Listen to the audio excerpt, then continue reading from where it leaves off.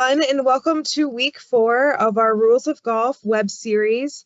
If you've been with us the past 4 weeks, welcome back and thank you for joining.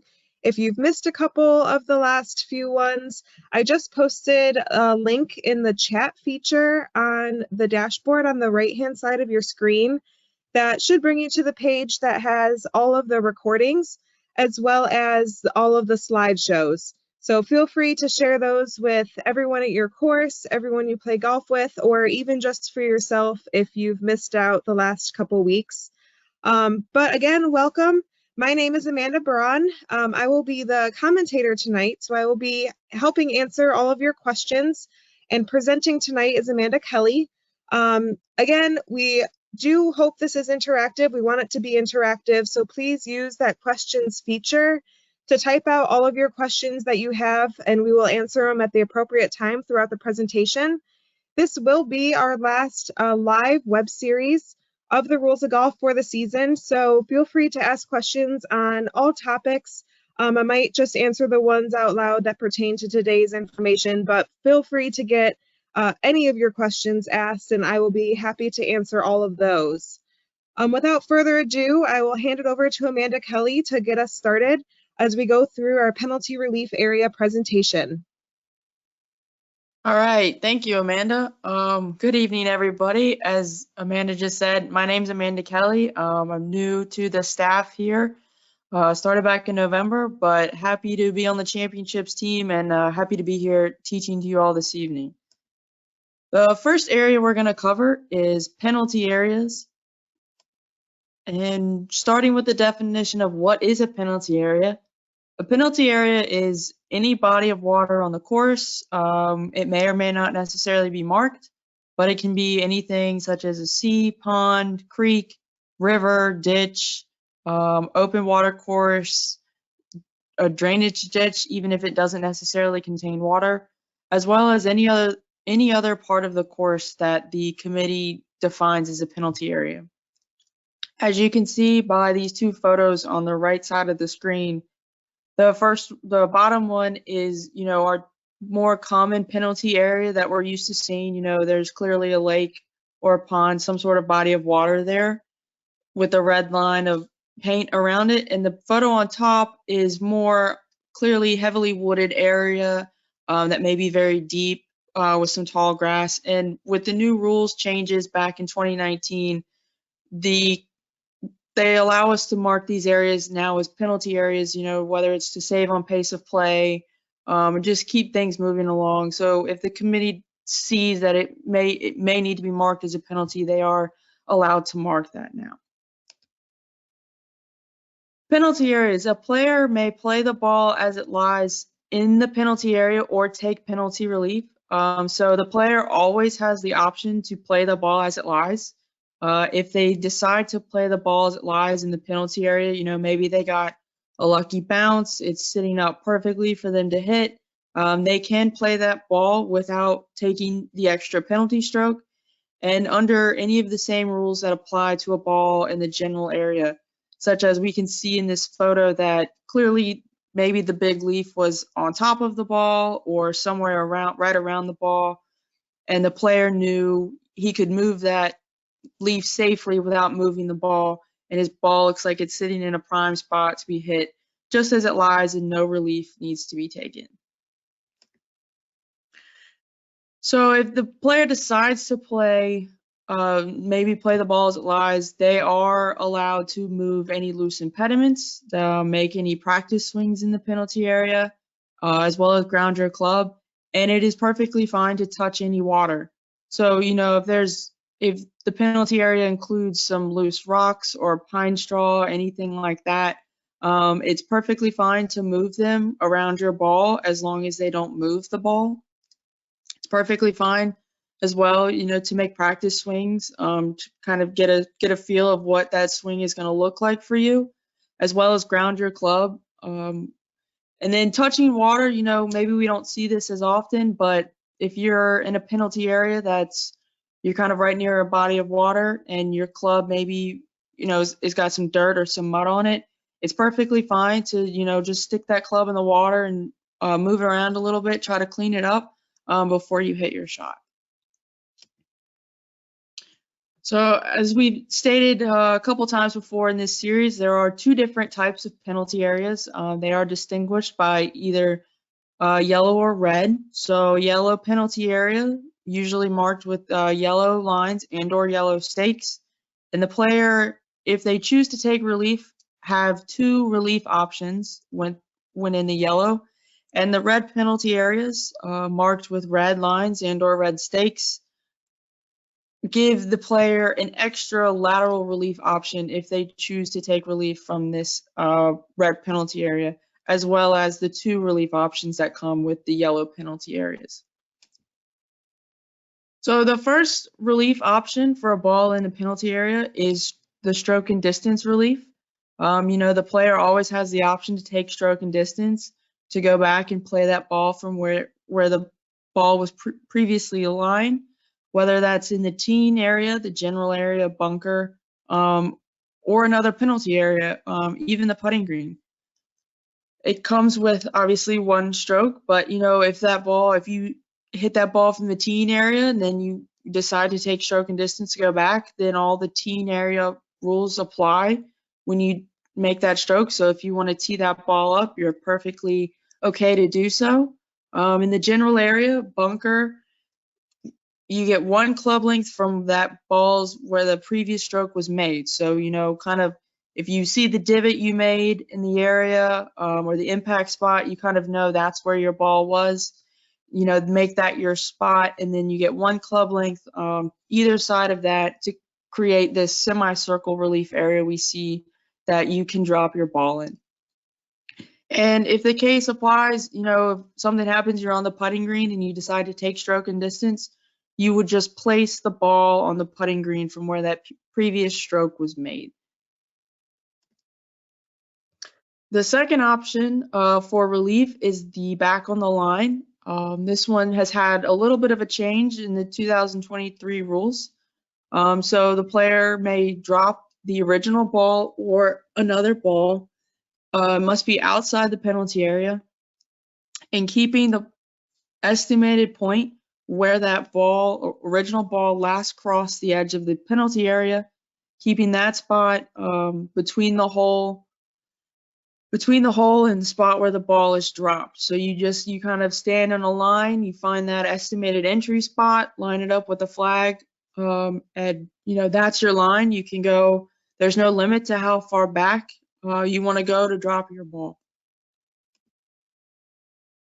So the spot here, as we see in the photo, on the line where the ball first touches, that's what creates the relief area. And then this relief area automatically makes a one club length in any direction from that point when the ball drops and hits the ground.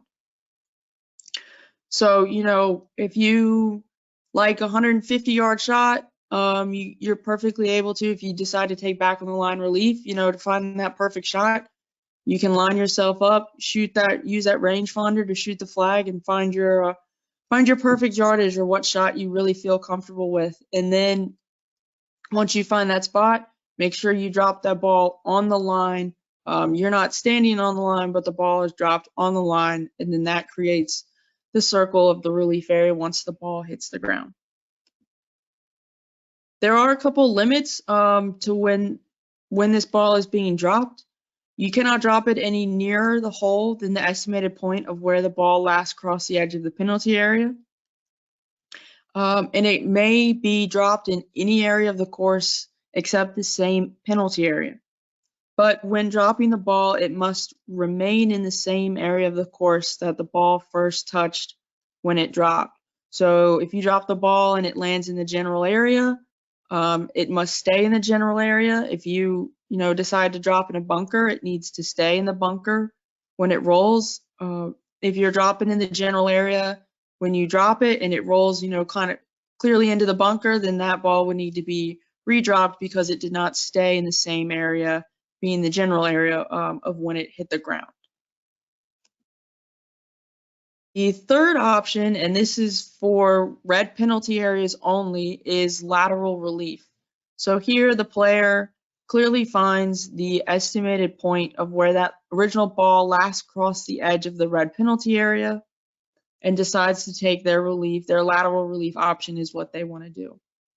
So the difference here is this relief area is measured with 2 club lengths from that estimated point of crossing into the penalty area. All the others are 1 club length in relief area. So, but you can clearly see in this photo that, this player doesn't have a semicircle relief area, looks more kind of like a slice of pizza area size, possibly because, that allows him to not go any nearer the hole, but that is his relief area, that defined area there, going no closer to the hole. So here's a great photo. This photo can be found in the rules book and on the VSGA rules app that I think does a great job of summoning up all the different relief options a player has for the penalty area. So clearly here we can see that the player has hit what looks like their tee shot into the water that has been marked as a red penalty area. So their first option is to go back to this teeing area, take that stroke and distance and just re-tee it from there and play on. The second option we see is back on the line from spot X of where that ball last crossed into the penalty area, lining that up with the flag. As you can see, it clearly takes them across to the other side of the penalty area because they are staying on that straight line between them and the flag, but they still get that full circle relief area, 1 club length once that ball is dropped and hits the ground. And then the third option we see is, where that ball last crossed, they take the 2 club lengths back that we clearly see are leading them no closer to the hole, and then they get what looks like that piece of pizza pie relief area for them to drop their ball in. All right, Amanda, any questions on this first section? We do have a question, Awesome. and it is a good one. So if you're playing a ball in a penalty area, so your ball's in the penalty area, you choose to play it, and you accidentally cause your ball to move, such as by moving a loose impediment, does the player have the option to take penalty relief outside the penalty area, or do they have to replace the ball in the penalty area with 1 penalty stroke from there? So in this case, if you move your ball without the intent of taking penalty relief, so if you were to pick your ball up and with the intention in your head already of, okay, I'm going to take my lateral relief or back on the line or stroke and distance, you would not get the penalty. However, if you're thinking of playing the ball and you move a loose impediment and it causes your ball to move, you can't subtract that penalty in any way. So you would still have to take the 1 stroke penalty for causing the ball to move, but you could then either put the ball back, or at that point you could decide to take penalty area relief outside the penalty area with an additional 1 stroke penalty. So it kind of depends on what your intention was. If you were going to play the ball as it lies and you caused your ball to move and you're like, oh, actually, I'm just going to go outside. Unfortunately, the rules do not allow you just to dismiss that. You would still have to count that 1 stroke penalty for causing the ball to move and then take another 1 stroke penalty outside the penalty area if you did want to play the ball not in the penalty area. Another question we have is taking back on the line relief from the reference point as opposed to a straight line. So when you're taking back on the line relief, you're going to always start with where that ball last crossed the edge of the penalty area and lining that spot up with the flag. At that point, you can go as far back as you want, but you would not be allowed to go closer to the hole. For lateral relief, you would essentially go laterally to where the green is. So no closer to the hole. Typically you see players go straight left or right, depending on where the penalty area is, find that spot where it last crossed, and then measure with their longest club in their bag, go 2 club lengths out, put a tee down, and that forms your relief area as shown in those pictures in the rules book. But there's no way that you can go closer to the hole with either back on the line or lateral relief. And then the last question I see that just popped in, when you drop in a penalty area and the ball bounces, what are the options? So if you're dropping in the penalty area, that would not be an option. So when taking relief from a penalty area, you do have to take relief outside the penalty area. In that case, if the ball was to bounce outside the penalty area in the relief area, if you remember from our dropping procedure 2 weeks ago, as long as that ball first touches a spot in the relief area and stays in the relief area, you're good. So it can move a little bit, it can bounce or roll up to either 1 or 2 club lengths, depending on your option and the size of your relief area and where you're dropping. But remember that those dropping rules still do apply. It does have to be dropped at knee height. It has to touch a spot in the relief area that you create and then stay within that relief area in order for you to play that ball and not get any additional penalty strokes. Great questions, everyone. Keep them coming, and we'll continue on to our next section here. All right. Yeah, those were some great questions. The next section we're going to cover is unplayable ball. So in an unplayable ball situation, the player themselves are the only person that is allowed to decide if their ball is unplayable or not. You know, the caddy can't say, hey, I think you should declare that ball unplayable, or, you know, a coach comes over and says, hey, that ball's not playable. That doesn't matter. The player is the only person that can decide if their ball is unplayable or not. An unplayable ball relief is allowed anywhere on the course unless you're in a penalty area. If you're in a penalty area, then you would follow the relief options for that penalty area. So the relief options for an unplayable ball are very similar to the penalty area reliefs. The first option is stroke and distance. So, you know, as we can see on this photo, it looks like the golf ball is deep into some thick bushes. So the player said, hey, you know, I had a pretty great spot back in the fairway there. I'm just going to go back there, find my original spot or around that area, you know, get that one club length on each side, find that relief area and drop from there and play on. The second option, back on the line, we can see, you know, that ball kind of off to the side towards the flag, but that second option, you know, they line it up with where their ball is and with that flag and go as far back as they want to get that full semicircle. And it looks like here, you know, there doesn't seem to be really anything in the way. So they, you know, get that drop, and then that creates their relief area for the ball to land. The third option is the lateral relief. So, you know, you find your ball deep in these bushes and you get 2 club lengths left and right of the ball, but obviously no closer to the hole. And so this, as we can see, creates a semicircle relief area. But maybe, you know, if this player decides to drop in this lateral relief option inside this circle, you know, it may land kind of, you know, in the good spot, but then it may roll back under the bush, or the bush may be, you know, involved in your swing and whatnot, but that ball is in play. So lateral relief, you know, maybe sometimes you want to check your areas before you make your decision to make sure, you know, okay, I'm going to get the best shot I can when taking relief.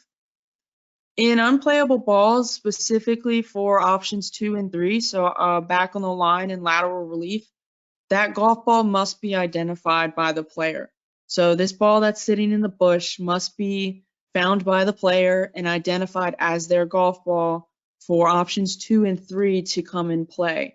If they find a golf ball where they think their ball landed, but they're unable to identify that golf ball as theirs, then, you know, and that 3 minutes is up, then that ball would be declared lost and they would have to go back and do stroke and distance.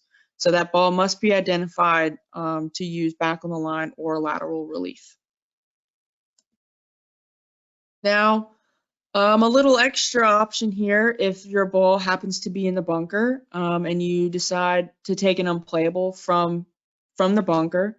You get the same 3 options. So option 1 being stroke and distance, you know, go back to that nice little spot in the general area and redrop from there in your relief area, or decide to take back on the line, you know, line it up that ball that's looks like it's right on the lip of the bunker, line it up with the flag and go straight back, but must stay in the bunker, as we can see here. And then option 3, the lateral relief of 2 club lengths left and right from that ball, no closer to the hole. But as we can see, that's quite a semicircle, so maybe, you don't get that full relief area because of where the ball is sitting.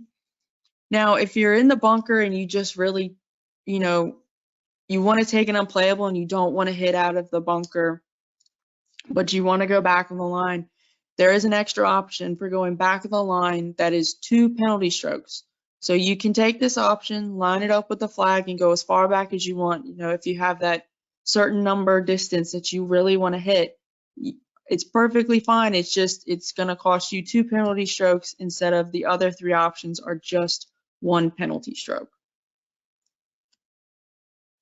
It's a little bit of a shorter section, but any questions, Amanda? Yes, there is one question. Do you have to decide your option before you touch the ball? So I would say you do not need to decide your option before you pick up your ball or touch your ball, but you would have to decide if you wanted to take relief. So this is for either penalty relief or unplayable relief. You don't have to announce it to the world or do anything verbally, just in your mind, what's your intention? If it's to take relief either through unplayable ball or penalty area, you can go ahead and pick up your ball and then kind of evaluate which option might be the best one for you. As long as you haven't dropped the ball in any of those options, you can still change your mind. So if you pick your ball up and think 2 club lengths is the best option for you, but then maybe you measure it out and don't drop, and then you think, okay, actually maybe stroke and distance or back on the line might be better, you'd still be entitled to change your mind at that point. But you would be locked in once you picked your ball up to take relief from one of the either unplayable or penalty area. Otherwise, if you wanted to put the ball back, you would get a 1-stroke penalty for causing your ball to move. We have another one here about playing stroke and distance. So anytime you're taking stroke and distance relief throughout any of the rules, it is only a 1-stroke penalty. So it gets a little confusing in thinking about how to count the stroke and distance. So if you're playing off the tee and you hit the ball into, I'm going to use a penalty area for this example, you hit your ball into the penalty area and you want to do stroke and distance, essentially think of dropping the ball or teeing the ball up as your next stroke. So that's your 1 penalty stroke. And then once you actually hit that ball again, you'd be hitting 3. So in that case, it would be 1 off the tee the ball back up for stroke and distance would be the 2nd penalty stroke. And then once you hit that ball again off the tee, that would be your 3rd stroke. And then from there, it would be as many more as it takes to get into the hole. And then one more question, kind of going back on penalty areas about can you use back on the line? So yes, for yellow penalty areas, your 2 options are stroke and distance and back on the line. Those are the only 2 options you can use if you want to take yellow penalty area relief. That lateral option comes into play again only for the red penalty areas. Do not be taking two club length lateral relief for any yellows. So just remember, yellow's a little bit more penalizing because it is only stroke and distance and back on the line, whereas that red seems to be a little bit more player friendly because it comes in with the additional lateral relief option. And with that, we will keep on going with the presentation. All right, yeah, some good questions keep coming in. Next, we're going to cover stroke and distance relief, a ball that is lost or out of bounds, as well as a provisional ball. So when is a ball lost? A ball is lost if it is not found within the 3 minutes that the player and caddy are allotted to search for that ball, and that 3 minutes begins only after the player or their caddy has begun to search for it.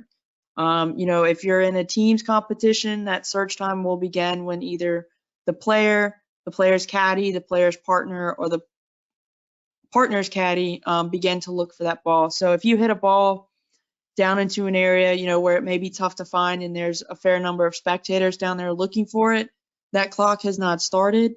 it will not start until you or your caddy, if you have one, get down there and actually start to look for the ball.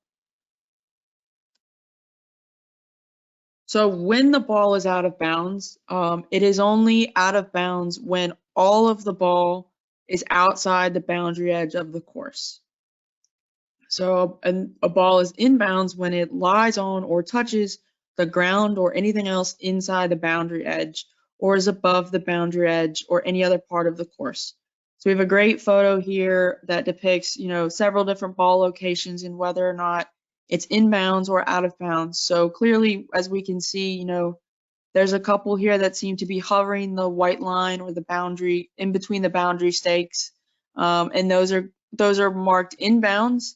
But the ball that is clearly sitting inside all of the white line, not touching any of the green of the course, would be considered out of bounds. Now, a player can decide to not look for the ball. If they really just don't want to look for it, they don't have to look for it, and they can ask people not to look for it, because once that ball is found, it must be played or, take the proper relief from it, depending on the situation of where the ball is. And under no circumstances is a ball to be declared out of bounds. So if a player, is looking within that 3 minutes and they don't seem to find it, they don't think they're going to find it, they can't just say, okay, that ball's out of bounds, I'm going to go back and re-hit, or I'm going to go play my provisional. That ball is not deemed out of bounds or lost until that 3 minutes is up. So what to do when the ball is lost or out of bounds? The player only has one option here, and that is they must take stroke and distance relief. So they add that one penalty stroke and either play their original ball or another ball and go back to where their previous stroke was made. So whether it's the teeing area, general area, bunker, or the putting green, they go back, find their last, divot, last spot where they hit the ball, or as close to that spot as they can. In the teeing area, like I said, you can tee it up if you like. All those teeing area rules apply to that ball as well. In the general area bunker, you get that one club length on either side to create that semicircle relief area for you to drop that ball in. And then on the putting green, you would place that ball as close to the original spot as possible. Now there is a model local rule E5, that can be put into play in certain clubs, tournaments, etc. if the committee feels the need would help the field. So this model local rule provides a quicker option to help pace of play rather than having the player return to the previous spot where their stroke was made. This option is 2 penalty strokes as opposed to stroke and distance just being that one penalty stroke. So here we have 2 photos, 2 different instances. Photo on the right, we clearly see the ball went out of bounds and it crossed the out of bounds line at point A. We see that white line there.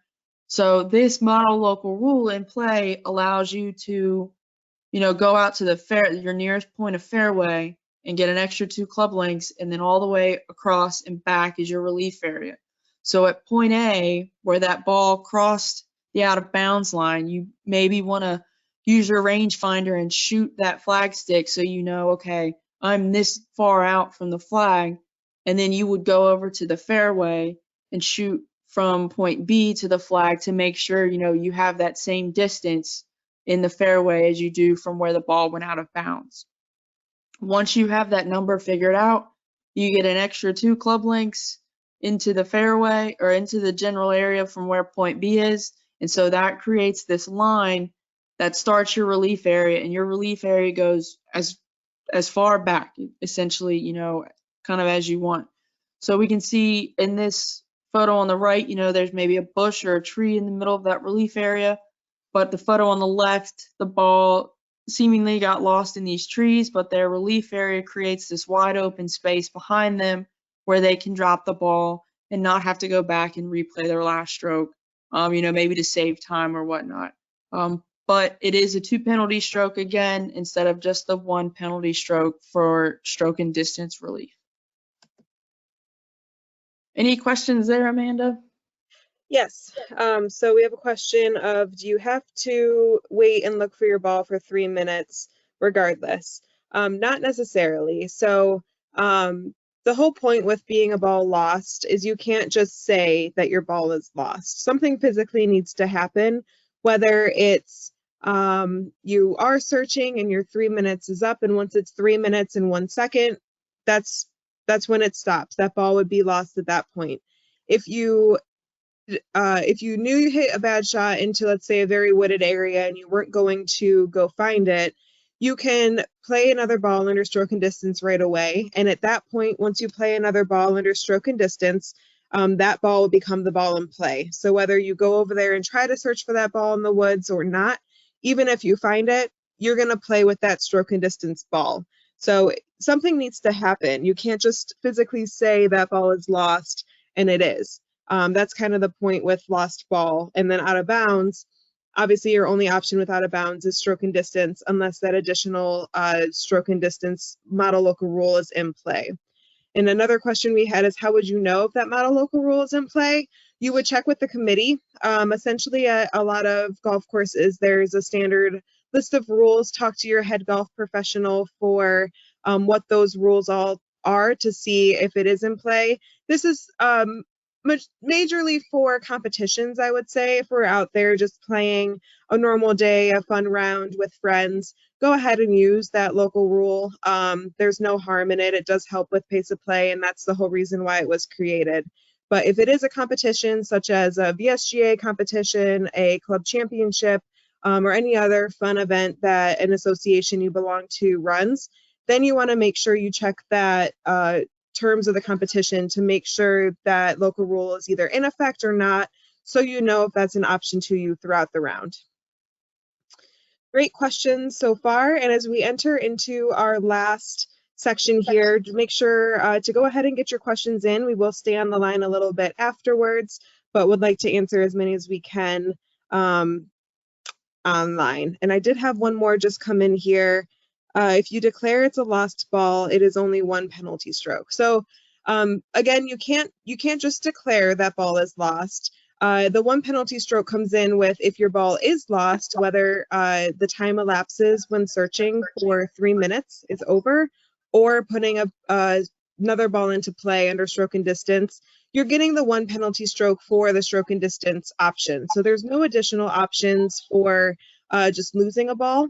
That penalty stroke comes into play with putting another ball into play. Your only option at that point is stroke and distance. So again, as we talked about in the other 2 sections, you go back to where you last play from and either dropping, if it's in the general area, teeing it up in the teeing area, or placing it on the putting green.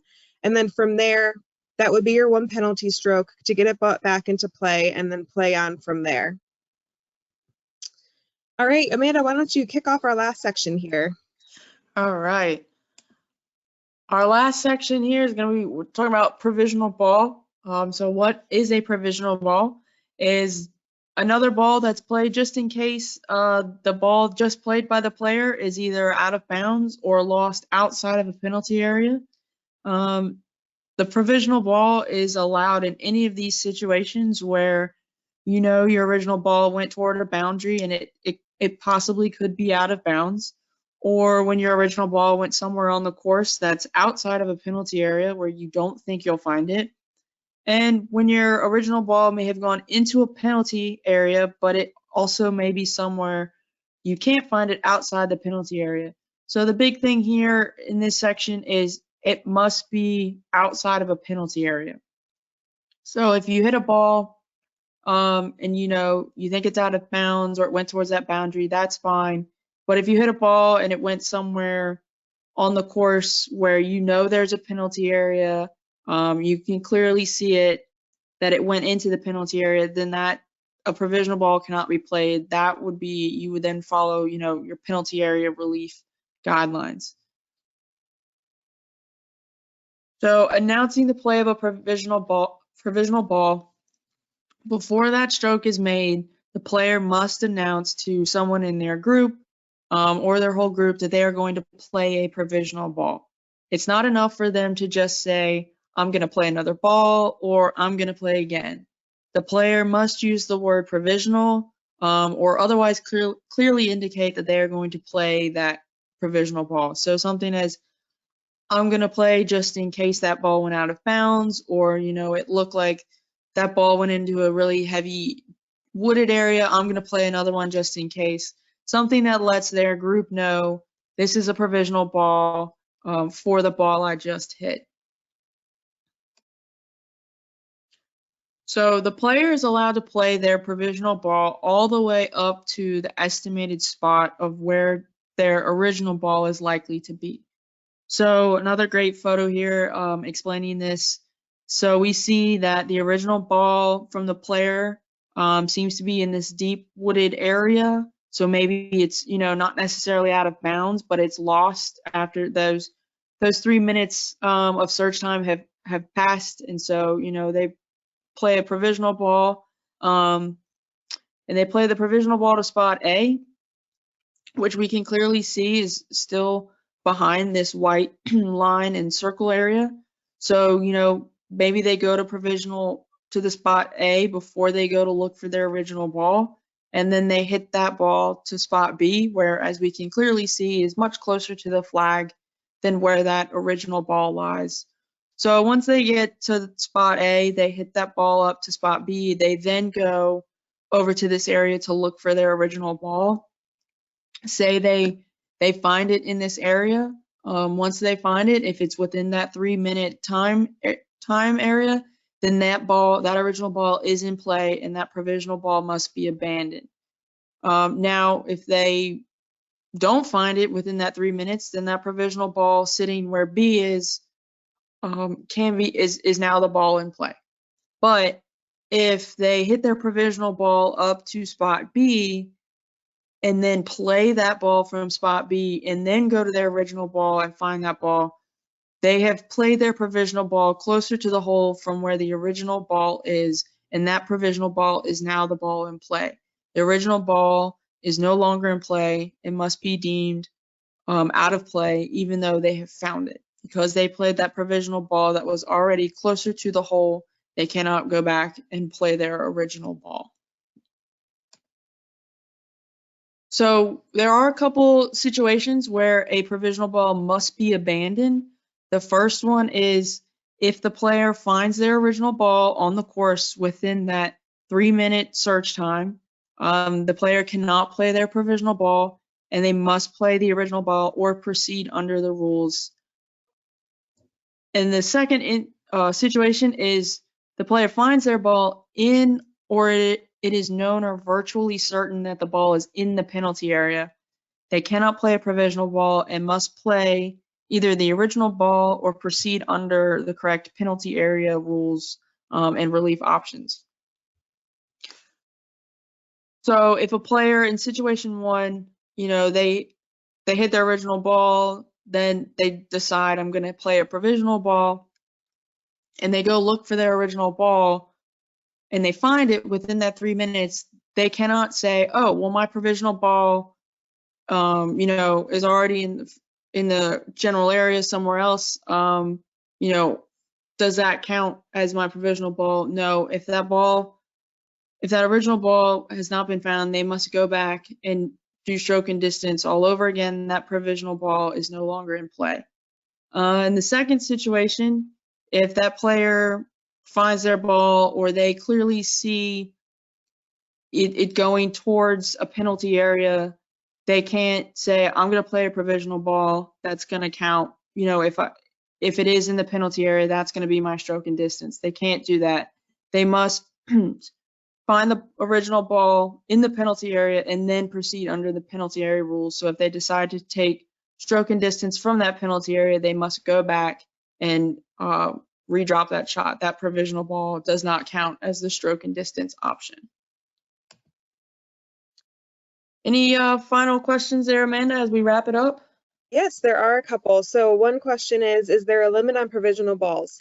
No, but You have to be very careful when playing provisional balls, and I would suggest every time you play a provisional ball, you don't play the same number or same markings as the original ball or as any other subsequent provisional balls.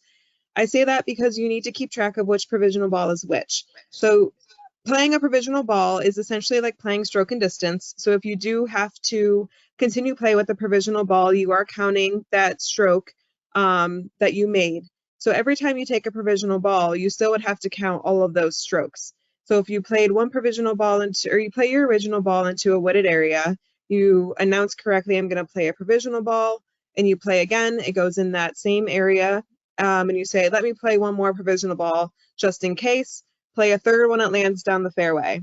So in that case, each provisional ball has the same relationship to the ball before it.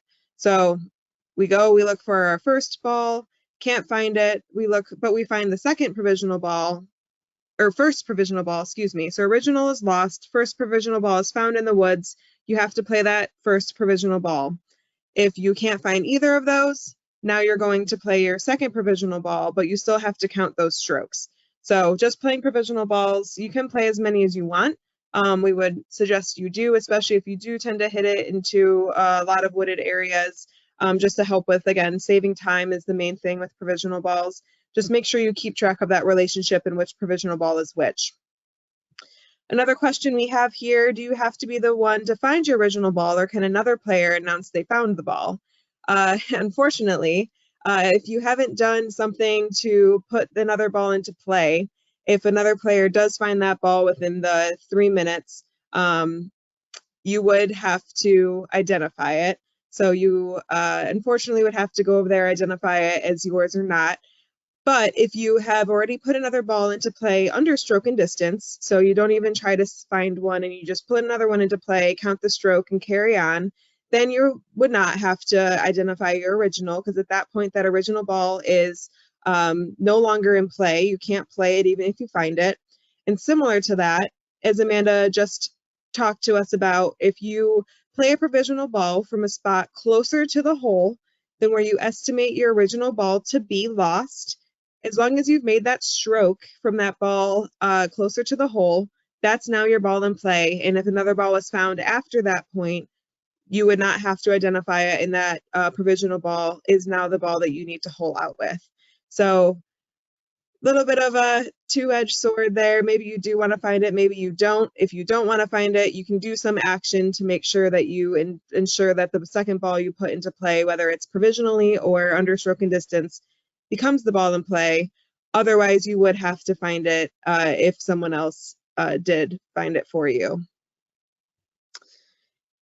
Let's see. A lot of great questions here. Let me read through this one. Do you have to look for your original ball? Suppose I hit my tee shot deep into the wooded area, decide to hit a provisional. If my provisional was the drive of my life, I love that. Can I forego the search and play the provisional? Yes. Again, you would have to play that provisional ball from a spot closer to the hole than where that original ball was estimated to be lost or hit in order for that to become the ball in play. So if you are playing against someone who's maybe not so nice and they know if they find that ball before you play your provisional ball from a spot closer, unfortunately, if they did find it before you did make that next stroke, as long as the stroke was closer to the hole than where that ball was estimated to be, which if it was the drive of your life, I think it would be, you would be fine, you won the race. But if they beat you to it and they found your ball, unfortunately in that case, you would have to identify that ball, and if it was yours, that provisional would have to go away. Can you ask your competitor not to look for your ball? Yes, you can absolutely ask them to not look for it. They do not necessarily have to oblige. Unfortunately, there's nothing we can do to penalize them if they do try to find your ball and do find it, but you can ask your competitors not to look for it.